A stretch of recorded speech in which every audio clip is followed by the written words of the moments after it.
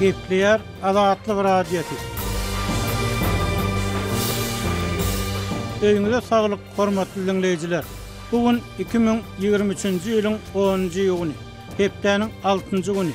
Hepdeniň jem programmamyzy dinlemäge çagyrýar. Onu Praga'daki studiodan men Ýowşan Anna Urban alyp barýar.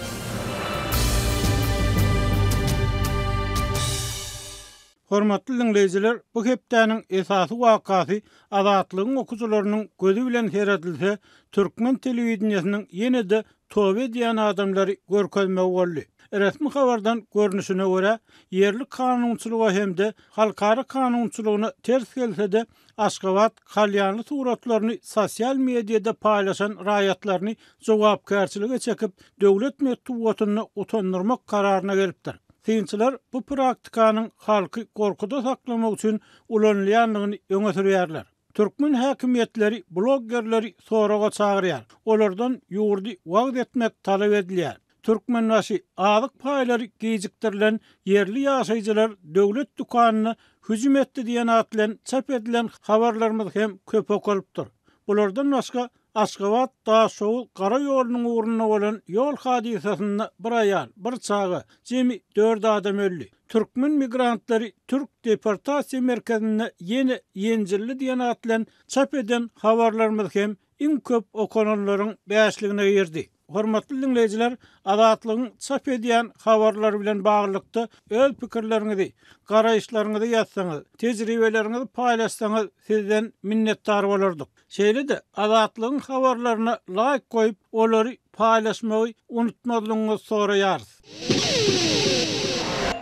Hormatly dinleýijiler, hepdeniň jeminiň leýärsiňiz. Türkmenistanyň döwlet eýçiligindäki telewizionyasy bu hepde ýene bir towa gepleşigini efire berdi. Bu gedek sosial torlarda suw çilimli, ýagny kalyanly suratlaryny paýlaşan adamlaryň öz-özlerini ýazgarşlary görkezildi. Döwlet Howpsuzlyk Keňeşiniň nowatdaky mejlisinde görkezilen onlarça adamyň arasynda ýa-ni durmuşyň çetinden giren ýaş ýigitler hem bar. Synçylar türkmen häkimetleriniň düýpli meseleleri, şol sany ykdysadyýetdäki, halkyň durmuşyndaky kynçylyklary, bilimdäki, kanunçylygyň berja edilişindäki meseleleri, giň ýaýranlyk edilýän korrupsiýa baş galdyrman suwly çilimi bahanalap, halky gorkuzmak we köpçüligi güýmeme oýuny oýnaýanlygyny öňe sürýärler. Şol ruwatda ýurtdaky işsizlik, oku bilim mümkinçiliginiň barha peselmegi netijesinde ýaşlaryň arasynda ýene-de her hili yaramaz enlikleriň köpelýänligi barada habarlar gelip gowşýar. Bu temany kardeşim Merdan Tarif dowam etdirýär. Türkmenistany 2025-nji ýyly çelini temmäkiden azat etmegi söz berýän türkmen häkimetleri 7-nji iýundaky mejlisiň dowamında şol sanda kalyanlaryň we elektron çilimleriň ýurda bir kanun getirilmegine seýle-de ulanylmagyna garşy göresmek boýunça ýerine ýetirilen işler barada hasawat berdi. Maglumata görä, serhedin gözegçilik geçiriş nokatlarynda guralan çäreleriň netijesi boýunça bir kanun ýollary bilen getirilen önümler ele salanypdyr. Emma resmi media ele salyndy diýilen önümleri we olaryň mukdaryny aýdyňlaşdyrmady. Watan habarlar gepleşiginiň 7-nji iýunda giçlik berilen reportajynda ýüzüne ýere sallap duran onlarça adam görkezildi.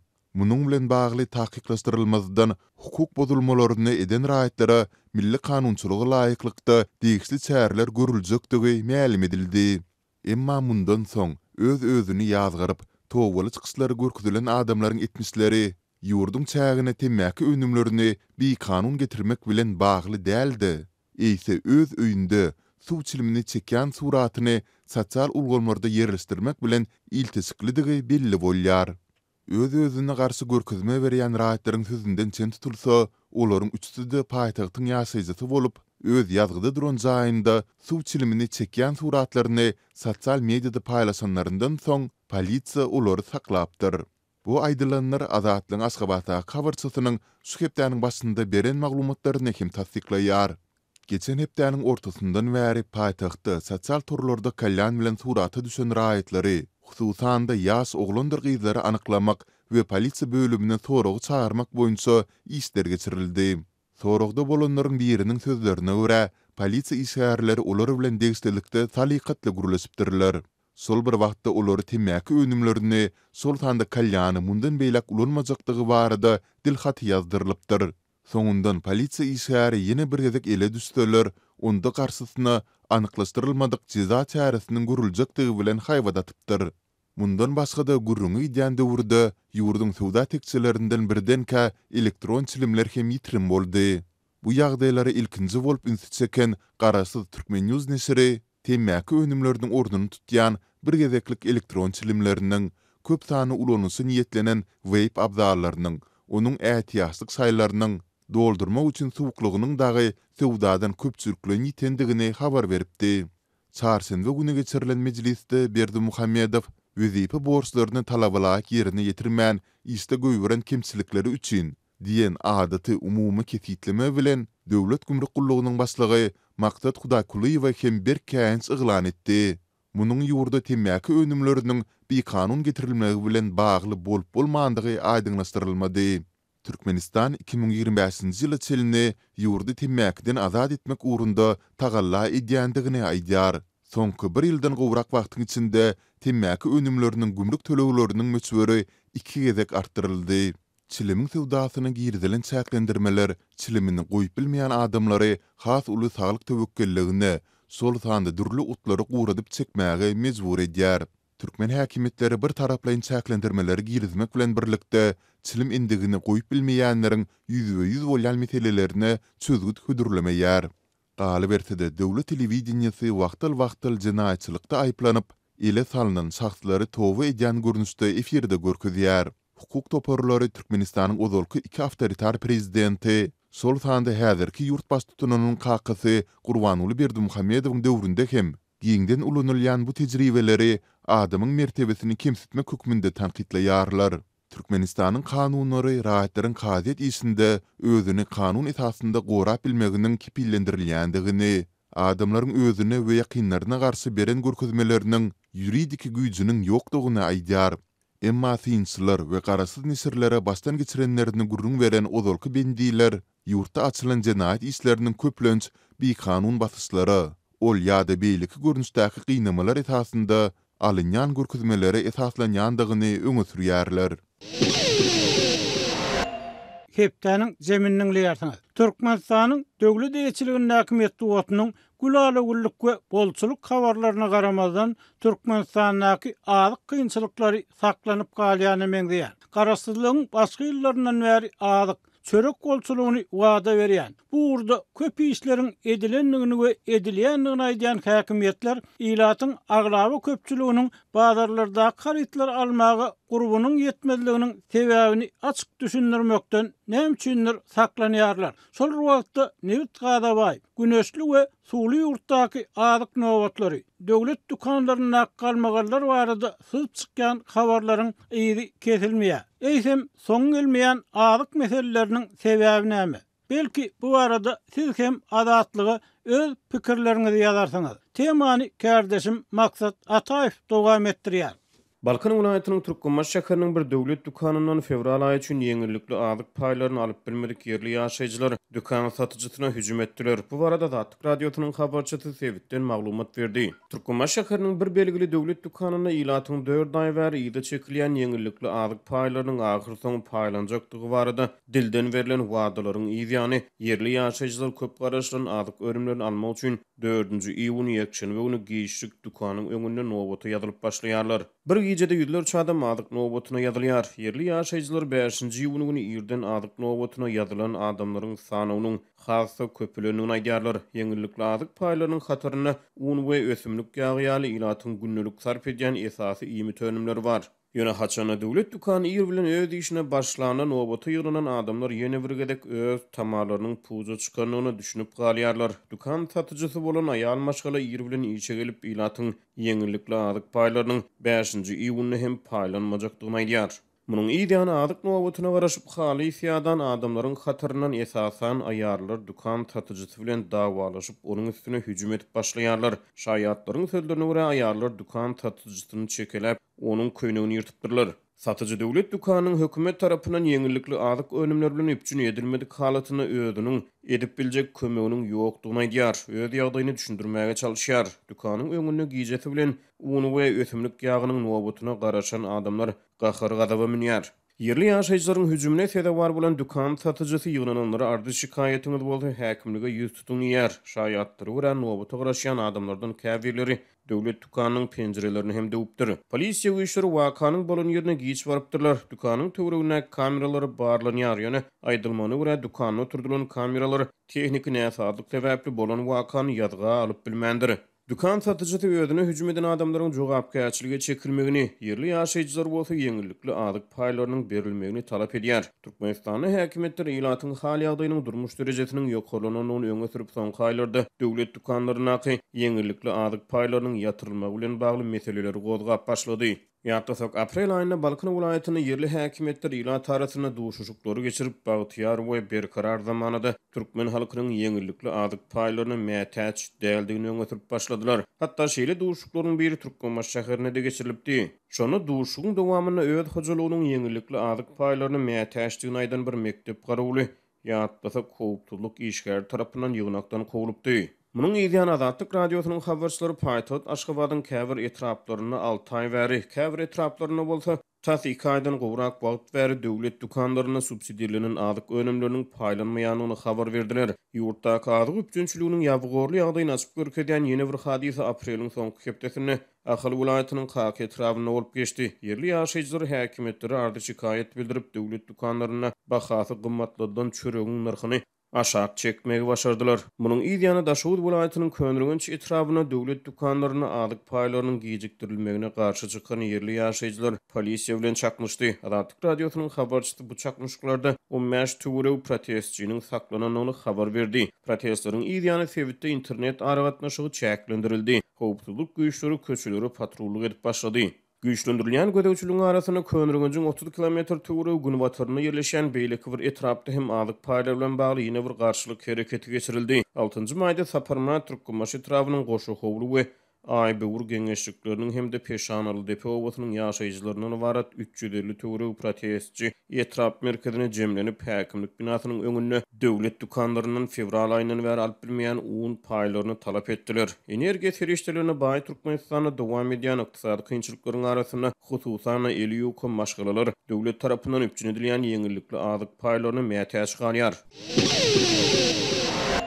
Hormatly dinleyijiler, Azatlyk ýetip gelýän şygyryýet günleriniň öňünden türkmen sowet edebiýatynyň täze gözi bilen seredilmedik meseleler baradaky söhbetler tapgyryndan birinji gepleşigini dinlemäge çagyrýar we eger bu temada öz pikirlerini açyk ýa anonim görnüşde aýtjak adamlar bar bolsa, hemmeler üçin efiriniň açykdygyny ýatladýar. Sowet döwrüni wasp eden goşgalaryň käbiriniň garaşsyzlyk ýyllaryna, altyn asr diýilýän döwürde we ondan soň hem meşhurlygyny ýitirmezligi, olary internetde paýlaşýanlaryň köp sawgal almagy, häzirki durmuşdan nägili adamlaryň parahatçylykly protestimi ýa-da bu ýagdaý soňky propaganda şahirleriniň öňküler ýaly täsirli bolup bilmeýänligini görkezýärmi? Golaýda sosial mediada Sowet döwrüne gowurlan goşgularyň biriniň jemlemesi, siz etmeli ömür, siz etmeli döwrü diýen setirler öňümden çykdy-da Istanbulda ýaşaýan zähmet migrantynyň ýokarky soragy ýadyma düşdi. Twitter ulanjy bu setirleri türkmeniň iki sany meşhur şahiriniň Gurbannazar Ediýew bilen Kerim Gurbannepetowyň suratlary we goşky setirleri bilen bedelen kafede görüp surata düşüripdir. Mundan öň sosial mediada başga bir tanymal şahiriň Berdinazar Hudaýnazarowyň Watan hakda gysgy Agras we akylly urlamak baradaky setirleriniň üstünden gelenimde hem şol zähmet migrantynyň beren soragy ýadyma düşüpdi. May aýynyň ortalaryndan iýun aýynyň aýagyna geçirilen şygyryýet günleriniň öňü syrasynda mektep ýyllaryna şahir bolmagy arzu eden migrantyň soragyna jogap gözläp Azatlyk redaksiýa bilen hyzmatdaşlyk saklaýan edebiýatçylaryň käbirinden el çarpylýan goşgularyň üstünligi baradaky pikirlerini sorady.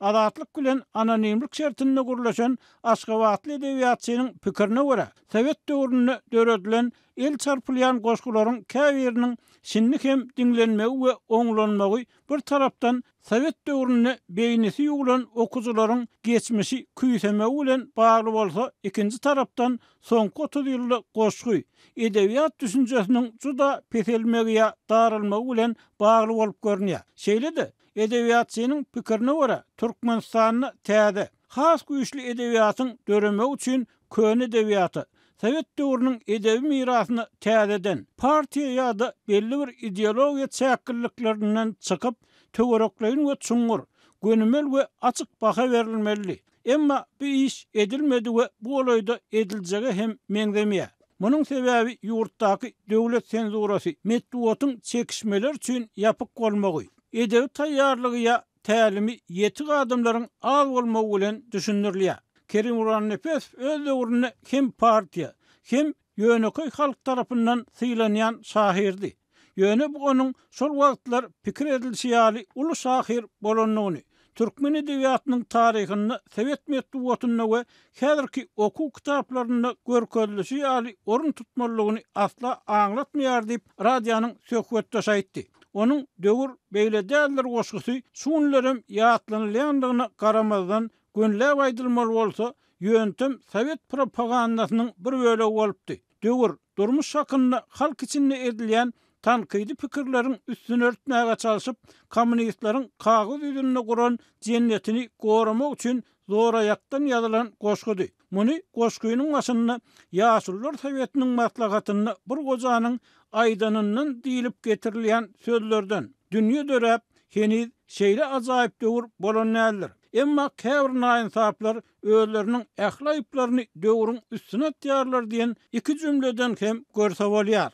Şahir bu goşgusyny umumy halkyň durmuşyny bilip, görüp duran hem bolsa faktlary ýoýup we ulaldyp, hakykatda umumy köpçüligi o diýen gowy ýaşamaýan, ösen sosializm diýilýän näki mejbur häkmetiň berýän 7 gutda aýlyk haklar esasynda aýdan aýa zordan gün görýän ilaty, soňy bilen esteriň çökmegine getiren ykdysady siýasatyň pidalaryny günäkärläp gymmat giyinmekde aýplanýan naçaryň üstünden düşmekden başlaýar. Her ýaglygyň iki oýun, her ýüzüň bir bedewat, her köýnegiň bakasyna alyp boljak iki sygyr. Sahiriň öz edebi fantaziýasynyň önümi bolan kelçik gyýdoňa iller geýýär menemeýjek, döwür seýle döwür diýip jogap berýär we seýlelikde bu ýagdaýyň, ýagny ören gymmat giyinmegiň tutuş ýurda, halky mahsus bir zatdygy tasdiklanyp beýle bolmaly däldigi aýdylýar. Elbetde durmuş gowy bolsa gyz gelinleriň gowy giyinjek bolmagy tebii zat. Hatta özüň urus döwrüniň yetkinjegi bolan hem bolsaň, uzogy çekin horlukdan soň izden gelýän nesilleriň, ýaş adamlaryň gowurak giyinmek islegine düşünüp bolar. Emma ýaşlaryň gowy giyinmek isleginden bir ýurdun tanymal sahiri üçin uly mesele öwrülmegine düşünmek kyn. Mysal üçin, sol ýyllarda Edebiýat we Sunat gazetiniň tanqid bölüminde geçirilýän çay basynyň söhbetdeşliklerinde pikirini aýdýan edebiýatçylar muňu düşünüp bilmeýärdiler. Ýöne olar bir tarapdan partiýanyň öňe sürýän döredüjilerini tanqidlamakdan çekinen bolsalar, ikinji tarapdan edebi tanqidi belli bir derejede goldaýandygy, tanqidçi Durdy Muhammed Nuraliýewiň uly galmagal döreden sahir bolçulugunda sygyr gyçylygy makalasyny gorap çykys edendigi üçin Kerim agany tilaýardylar. Sahiriň öýüň ähli kesigini çekýän gyzlary aýnanyň öňünden aýrylmazlykda, ýa-da gijasini hamir etdirip, mugut çörek iýmekde aýplamagy, medeniýetde tanqidlenmady kim bolsa, çay başynda edilen gurunglerde berk tanqidlenýärdi. Edebi tanqidçiler muny ownamak, ýok ýerden mesele gözlemek, iň beteri bolsa, hakyky durmuşy ýoýup görkezmek hökmünde ýazgarýardylar.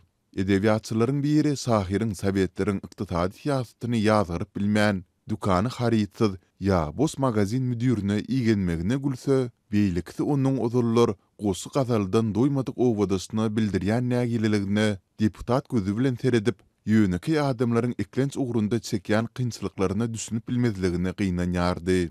Ýöne düşünýän adamlar keseden ýaňsylasyn ýa käte açyk ýüzüne pikirini aýtsyn, propaganda berilen An Sultan Kikilowa ýaly Gönümel we hakykatçy sahirlaryň düşen gününi gowy bilýän sahirlar öz saýlap alan ýollaryny dowam etdirmelidi. Döwür gowy adamlar erbet diýmelidi.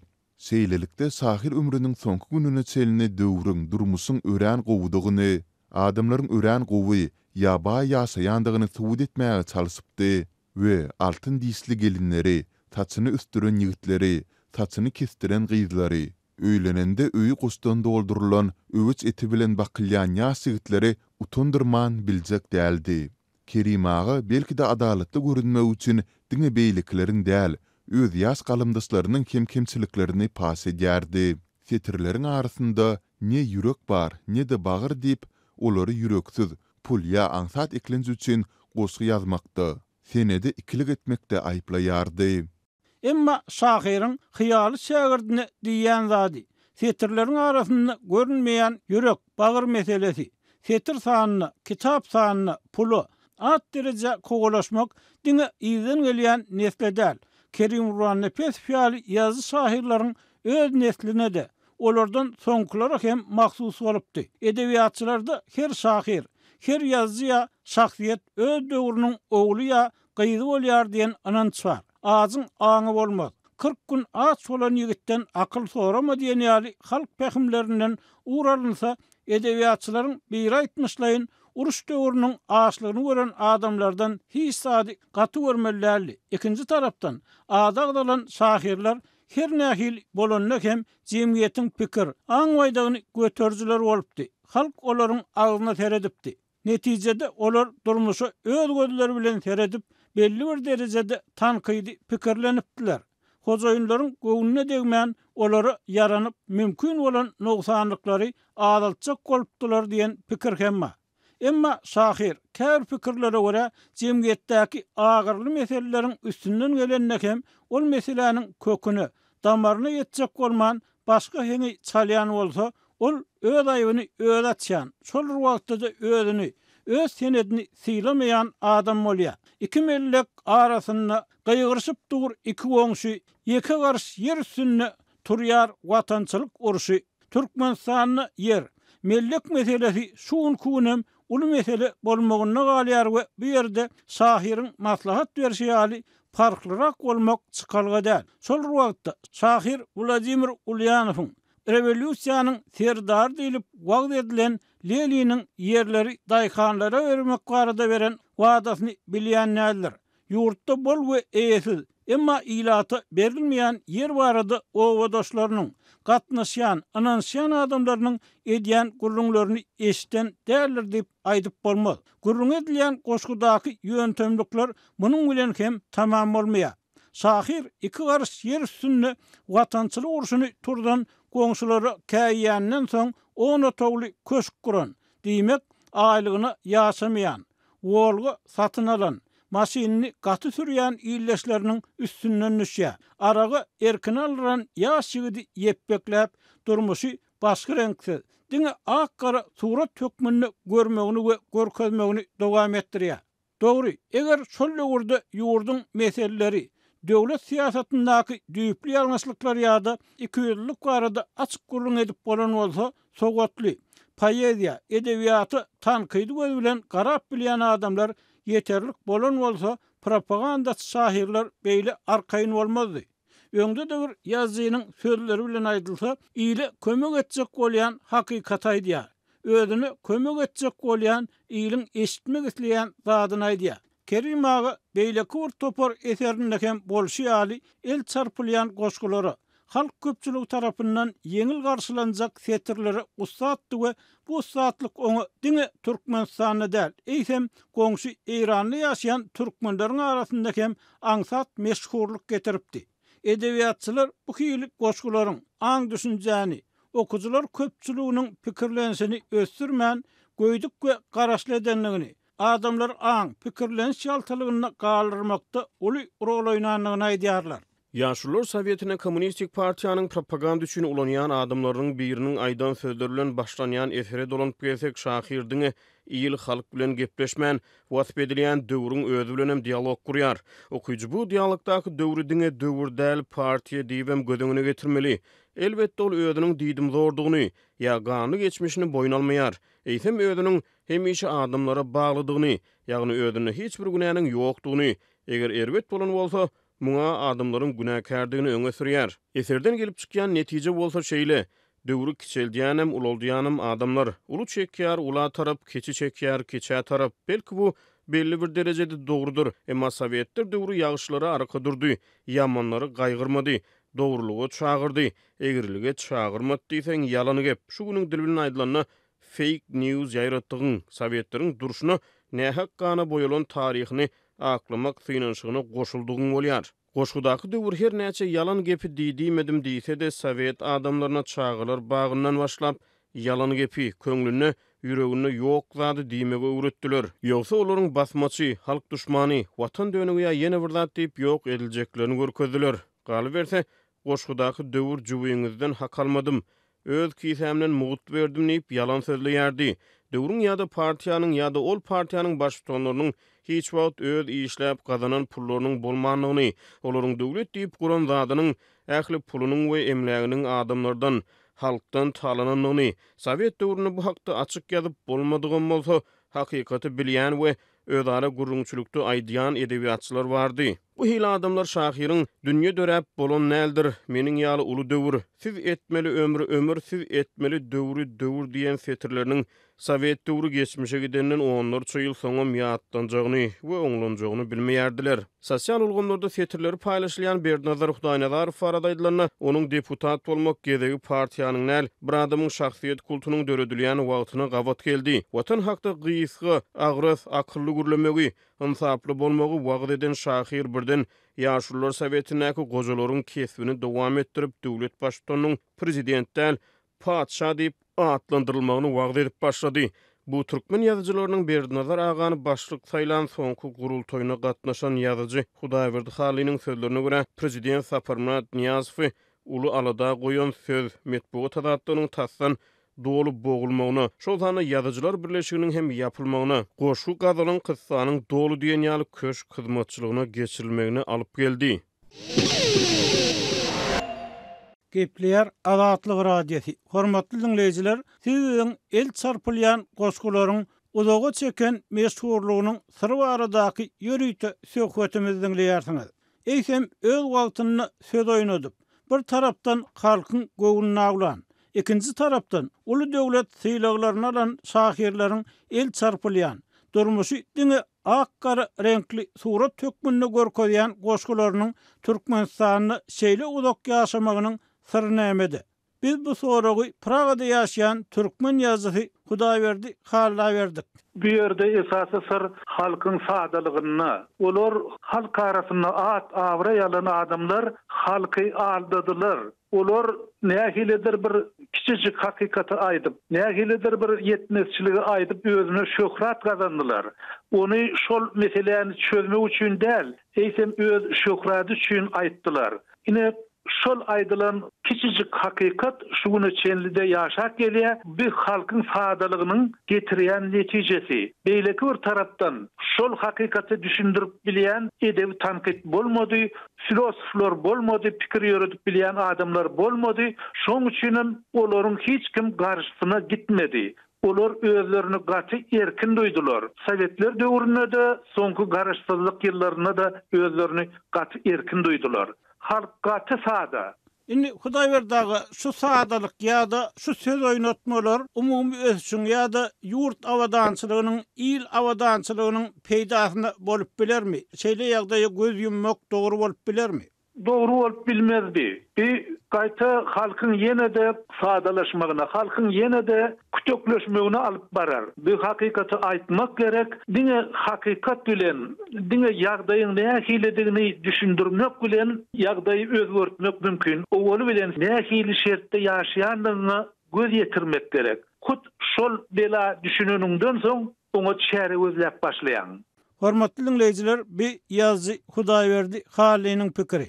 Eýsem Türkmenistanyny el çarpylýan goşgularynyň şeýle uzak ýaşamagynyň syry barada siz nähili pikir edýärsiňiz? Bu arada bize ýazyp hem, telefon edip hem öz pikiriňizi, garaýşlaryňyzy aýdyp bilersiňiz. Hepleýär Azatlyk Radiosu. Hormatly dinleýijiler, şunun bilen hepdäniň jeminiň soňuna geldik. Hepleşiklerimizi dinläniňiz üçin köp sag bolun. Belki de has köp dinleýije ýetmek üçin onu paýlaşmagy, like goýmaňyzy, öz pikirlerinizi komment, tesbir görnüşünü ýazmagy hem haýyş edýär. Şeýle-de özüňizi gyzyklandyrýan temalar bardy, habar bermeňizi soraýar. Azatlygyň tolkunlaryndan aýrylmak.